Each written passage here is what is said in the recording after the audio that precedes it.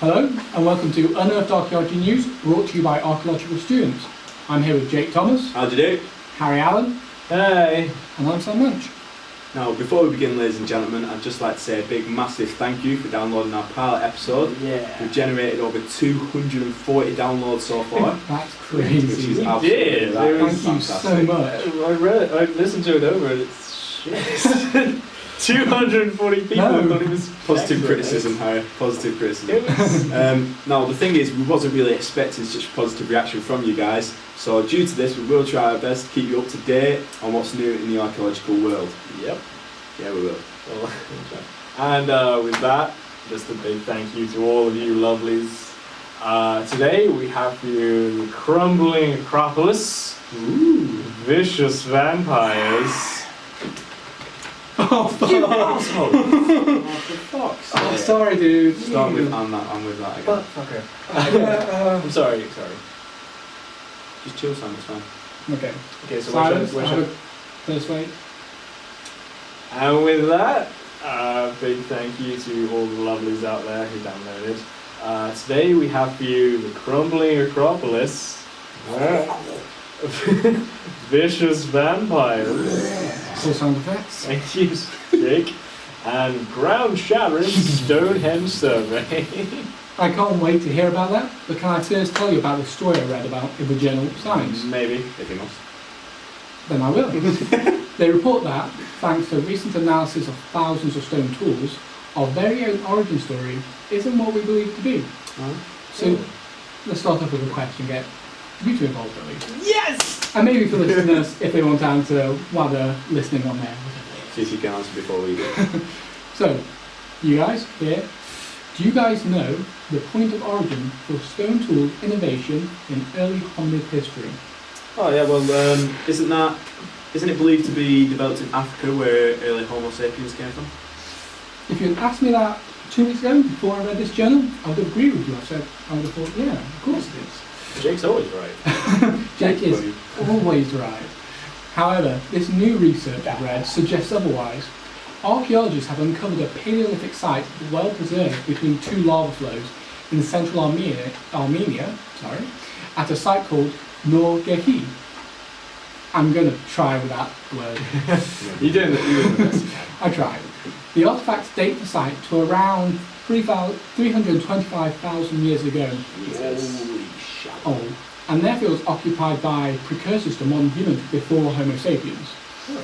This site truly becomes interesting when you study for stone tools unearthed here in detail. Categorized as Levallois rock, this technology is believed to have originated in Africa at the very same time, before modern humans come around. But here we are in Armenia, an entirely different continent, with the same technology at the same time. Leading to the new theory that this major stone tool technology, it really is major. It's for kind of iconic flint tools you picture when you think about early Flint hominids. damping. Yes, exactly. It's believed that this major technology spread through several points of origin rather than the one particular point we've originally believed. Awesome. Nothing happens in a vacuum. What? Nothing happens in a vacuum. What went on there? Ever. It's never at one point, is it? It's never at one isolated. Yeah. It's fucking. No, that's a good saying, thousands. actually. It's never one thing. It's always. Thank you. It's always I gonna be put it in one. essays. I've always struggled with the idea that Yeah. this one area has come up with everything and it's spread out from there. Yeah, because to me, if you've got one group of people, they're not obviously going to get on or get around to everyone. Maybe the individual group of people might not even spread out at all. Yeah, So some if it's regions may just yeah. miss out. If it's one society, then how are they ever going to know unless they generate this technology themselves? Yeah. And obviously, it's not just going to come on, one person thinks of it and then everyone knows about it. Let's be honest, it's going to be a few people think, oh, There's that's a one rock. group of people in this Let's area. shock it. Dude, you heard of the wheel? Fuck you, heard of the wheel? Otis! Okay. Now, Next story. Jay, it's likely that most of our listeners have actually heard about this next story, but I am like drawn to just tell you about it, its importance, and the fact that it's just so distressing as an archaeologist not to talk about it. So that being said, it is the collapsing of the Greek Acropolis. This is so depressing. Yeah, I really want to see this side, but I don't want it to be gone. Yeah, but Anyway, several news agencies, including the Greek ANA, have actually reported that the outcrop on which the Acropolis sits on is now actually, it's giving way. This has come to light after a major rockfall last year from the actual outcrop. It sparked investigation from the Central Archaeological Council. Now they studied the site and have now just released a statement stating, quote, and I quote, instability over quite a wide area has occurred, threatening the ancient site's structural integrity. It's ruining. But despite the poor state the Greek economy is in now, I think restoration work is crucial to continue, but not only continue, but increase to enable the survival of this. It's a symbol of Greece's past, isn't it? The glory of Greece. And even beyond that, it's almost a symbol for Western civilization, democracy. It's this icon for the classical world, classical archaeology. You got that, and then you have like the Colosseum, neighbouring in Rome. And we mentioned in our last podcast, Pompeii, for example. The ruining of two major sites now. That's two in what? And these are world-known sites. These are famous. They get so much money put into them because they get so many visitors, but they still get this problem where they can't upkeep the site properly. But it's a shame we said this last time about Pompeii, it's a shame for our future generations now to deal with this, and it's starting to anger me reading these posts now. Yeah, it's like it's the Greek Acropolis. It's also important literature, isn't it? There's there's a play for anybody who really likes Greek literature out there, Lysistrata, where the whole it's based around a sex strike, which is pretty cool. I played a character in it once. I was a guy with a massive right arm, giant penis. Yes. Yeah, I can't remember what it was called, but there was a sex strike and he had like a 2 foot. Anyway, and in it, the whole thing is women take over the Acropolis and they hold it against the men until they stop fighting. And it's just like, it's going to be one that I don't want it to turn into one of those things where you can read about it and imagine it and look at photos and then you go there and it's just like, what the fuck is it? What you're saying, kind of like human shit. What you're saying is that you've not only got what it is, but what it stands for as well. Like I said, the plays around it, the lore around it, the ideas of Greece. It's integral to that whole region's history. Now, do you think it's time to move on to I think it is, because I'm very excited about this. And now, because it's getting near that cool pagan holiday we still like, something peen, I think. I prefer peen myself. I have a story about vampires. And I would consider this the tits of the podcast, because I managed to get tits into the last one. I'm getting tits into this one too. An article published on the 10th of October on archaeology.org/news. Great website. It is a great website. Archaeology, a publication of the Archaeological Institute of America, documents a Bulgarian archaeologist unearthing 2 13th century graves at Perikon. Sorry about that. It's quite a strange word to pronounce. Perikon. Yeah. Apologies, Bulgarian listeners. You guys are pretty sweet. We love you. We do. In southeast Bulgaria. Now, the first one of these graves that was unearthed is pretty awesome because it contains skeletons of a mother and child laid out to resemble the Virgin Mary and her child and Jesus. And that's pretty fucked up. A little bit. Just getting someone... That could be offensive to a Christian. No, I mean like 2, it's like, I'm going to get a corpse and I'm going to put it like this. Dead kid. Mess around with it. Yeah. I wouldn't say it's offensive to us. I'd say it's fucked up. The fact that they're doing this is... It's unusual. Yeah, it's unusual. Which makes it more interesting. That's the word we use. Which makes strange and different. This archaeology more interesting. It's unusual. However, it gets a little more fucked up with the contents of the other grave. The second grave excavated contained a male skeleton with a section of an iron rod used for ploughing driven through his chest. And amazing archaeologist Nikolai Ovachov, apologies, I'm terrible at this, But Nikolai Overtov explains, and I'm quoting here, the plowshare weighs almost 2 pounds and is dug into the body into a broken shoulder bone. Wow. And I'm still quoting, but if any of you want to research this, Overtov continues, you can clearly see how the collarbone has literally just popped out. That is amazing. I haven't read about the popping collarbone. It's so gruesome what happened crazy. to the guy. It's Tarantino. Yeah. Yeah, that is. Pretty much. That's what you need to say.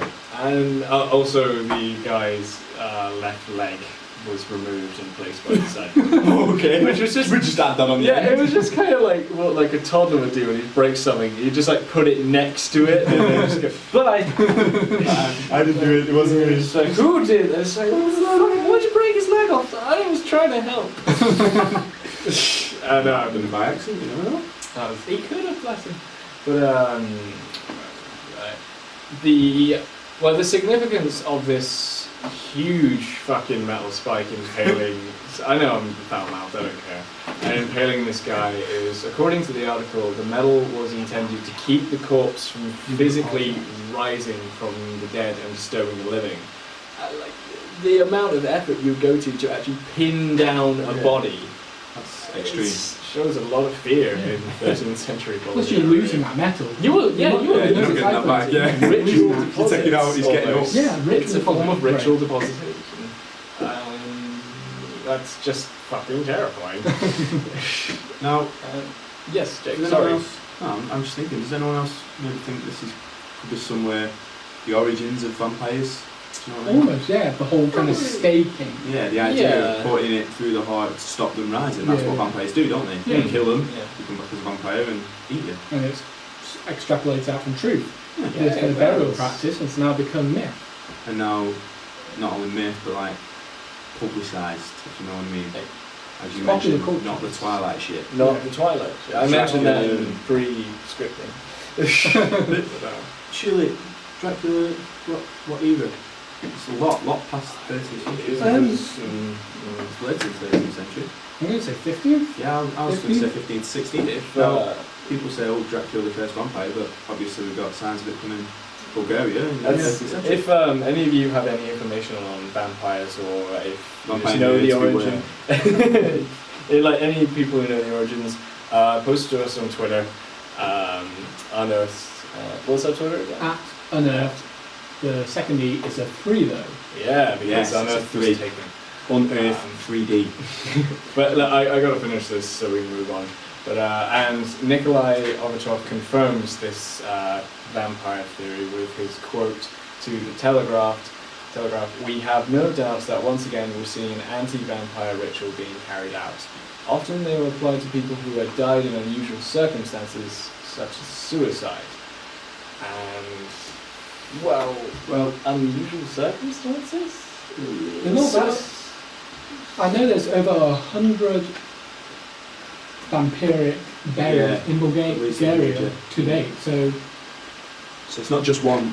It's not a one-off. random, yeah. and they can't be that unusual. Maybe it's like compared to like Christian religion, they're unusual. So like you say, suicide. It's different. Isn't that sin? Yeah, it's different. It's a sin, but would you think maybe they would think something's possessed them to commit suicide, and that's why they're treating them mistakes, like yeah. this, Yeah. and they don't want anybody else to get it, so nail. Yeah. You do get a lot of cultures with belief of possession and You do.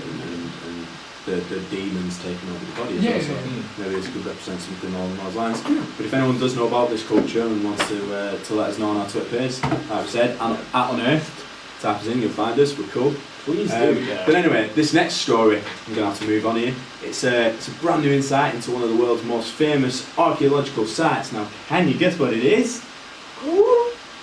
Stonehenge! Everyone knows about Stonehenge, don't we? But anyway, I'll tell you something you don't know. This new information was revealed by Stonehenge Hidden Landscape Project. That's right, hidden. You guys don't know about this one. They're doing this work at the University of Birmingham. If you guys wanted to check it out, don't worry, it's not too hidden, you can find it. Now basically what they were doing is they were using remote sensing techniques and geophysical surveys to create one of the most detailed archaeological digital maps that has ever been produced of the site. Now, the team was able to locate a host of previously unknown archaeological monuments, which will in turn transform our knowledge of the landscape. Now, the features do include 17, that's right, 17, not 1, not 2, not 3, 17, 17 previously unknown ritual monuments dating to the actual end phase construction of Stonehenge itself. Now, in addition to this, the digital map also revealed a long barrow. Now, this is huge. Right? It's dating to before the construction of the Stonehenge. Now we're talking like 4,000 or 5,000 years old here at least. Now, it's thought to have been a massive, massive timber building to basically do the ritual rites of inhumation for the dead. Oh. Interesting. Yeah. That whole site's changed over time. If you are interested in Stonehenge, you'll probably know how the site's developed from that. But this is new insight. Hey, love it. And if you are interested in this information, there will be a feature of it on BBC Two. It's a major new series called Operation Stonehenge, What Lies Beneath. Look it up, guys. Looks brilliant. It does look pretty. We'll also keep you updated on our Twitter as well. Yeah, As always, always news on there. Yeah. So check it out, make sure you do, because we will let you know anything that goes down. I just think that's, you know, how long have we been studying Stonehenge? And it's one of Britain's most famous, well-known sites. And now we're only just finding 17. That's a lot to find. And there's only a lot there. There's Yeah. so many monuments that make up the Stonehenge and surrounding landscape. You find 17 more. So yeah, that's a lot. Pretty damn awesome. And it's not like something small, it's a massive timber building. One of them's a giant long barrow. Hard to miss. Really damn cool. It's just who was it who dispelled the whole druids thing in that? Because it's not, Stonehenge isn't about druids. Oh, Barry? Dr. Barry Taylor, come on down. Just not like the druid theory. Hello. Yeah, we did a lot of research on that anyway. It's, there's a lot of myth basically behind Stonehenge and how it was built and who built it. Now we've got some people thinking druids built it, other people thinking lots of chieftains built it. There's one where giants built it. Giants built it, yeah. It also says aliens. King Arthur and Merlin. I've heard King Arthur and Merlin. King and Arthur. aliens, yeah. Yeah. Because Merlin, apparently, one of the myths behind this is interesting, guys, if you want to read this. Merlin, which is King Arthur's wizard, if you don't know, he put a spell on one of the giants and made him bring the stones from Wales to almost London, basically, to build this massive henge. But then they thought, Durrington Walls were just built by normal people. Yeah. Just up the road. That's fucking. I don't blame them. The stones are huge Yeah, and they weigh so It's much. almost So impossible to do with their tools and Giant. technology. Almost, I said almost. That's why we thought giants. and aliens. You got the hair for that. Yes. Just in case any of you are wondering, just before we quickly move on, we are filming this. We've got a camera set up, and if you're curious on how we look, we have a YouTube channel. We do. What is we it? will be posting it. It's Unearthed Archaeology Podcast. Check it out. We'll be posting this video up just as we post the podcast up. So make sure you subscribe if you like what you see, because we are handsome folk, especially this one here. He's rubbing Sam right now. Yeah. I'm kind of feel left out. Don't touch it. Don't rub me. I'm sorry. Okay, Let's right. choose No, between you guys, Well, I'm sorry. we're moving on now. I'm Okay, sorry. We're moving on. We're moving on. Butter. I'm uncomfortable with the listeners. I'm uncomfortable. Right. quickly. Our next and last story contains evidence of 43 500-year-old modern human presence in Europe. Pretty damn old That's old. for modern humans. Modern day humans, Yeah. speaking. These are Homo sapiens. Homo sapiens. Work undertaken by Philip Nist at the University of Cambridge and the Max Planck Institute for Evolutionary Anthropology and Bernd Fallah at the Max Planck Institute too suggests that artifacts found at Billendorf, which is in modern-day Austria, represents the oldest well-documented occurrence of behaviourally modern humans in Europe and suggests contemporaneity with Neanderthals in other parts of Europe. That's so cool. That's the first yes, I time can he's been able to see say so that cool. word. He can't say Neanderthals. The stone tools were discovered in a sequence of sediments that were deposited during different colder and warmer phases within the last glacial period, indicating that behaviourally modern humans and Neanderthals shared this region longer than previously thought. Additionally, the results suggest that the early modern human settlers, who may have come from the warmer environments in southern Europe, Spain, Italy, Greece, areas of Mediterranean, were well adapted to a variety of climates, according to the authors. This goes on to infer that both modern humans and Neanderthals met and may have exchanged technologies, ideas. This is That's two different cool. hominid species meeting and, I don't know about communicating, but transferring Yeah. ideas. Body language? Body language, definitely. However, Neanderthals' capabilities are still hotly debated. You'll see and you can read dozens of papers on it, whole books. People It's say they're knuckle fascinating. draggers, people say they Yes, they're awful adapted people. very well. When you were doing an assignment on Neanderthals last year Oh, I did. about their cognitive abilities, That was the assignment, yeah. It was discuss Neanderthals' cognitive abilities, and I made a very strong and horrifying argument about how they are not knuckle dragging and Cave the dwelling creatures. yes, they're not inferior. They're not inferior. It was I found there was Well, it evidence was, 'cause we of won. ritual. We We were. that's, We won the war. What? Alright. They had ritual practices, Yeah. varying diets and they had, from what I gathered, I could be wrong, please feel free to dispute me on Twitter in less than 150 characters. 40. 40. Oh, just fucking 140. feel free if you can. Trait. But not only that, but what was it? Yeah, I was going to say the fact that early sapiens, including Neanderthals especially, used to look after the sick. Now, not a lot of species will do that. That was Not another a lot. one. Yeah, there was that Take wasn't care of the a old and Neanderthal weak. skull of a baby who suffered from Down syndrome, or, Exactly, yeah. or akin to that, Yeah. whatever. And if it's any other species of animal, like a lion or Survival of the fittest. yes, survival of the fittest And for them, they- whereas we look after Even Neanderthals had the cognitive ability to realise this person yeah, needs help. Yeah. And can't be far behind us, could they? It's a- not really. Yeah. But have you heard of the theory that Neanderthals never went extinct? They're integrated into humanity. I heard something about that. I have not heard. It was on QI, granted. There we go, QI. It Yeah, was. Stephen Fry, if he said it, I'm going to He's believe a it. clever guy, Stephen Fry. But it was like he gave an example of if you dressed a Neanderthal in our clothing, put him on the bus, and you saw him, you wouldn't think You wouldn't anything. notice the You wouldn't difference, think he's not fucking human. Depends what city or town you're in. Birmingham, then went right him. No, he's joking, guys. And I made a million enemies. Dude. Right, anyway, ladies and gentlemen, I'm afraid that is all we have time for today. Oh. Grown. But we do look Grown forward to simple posting again in the near future.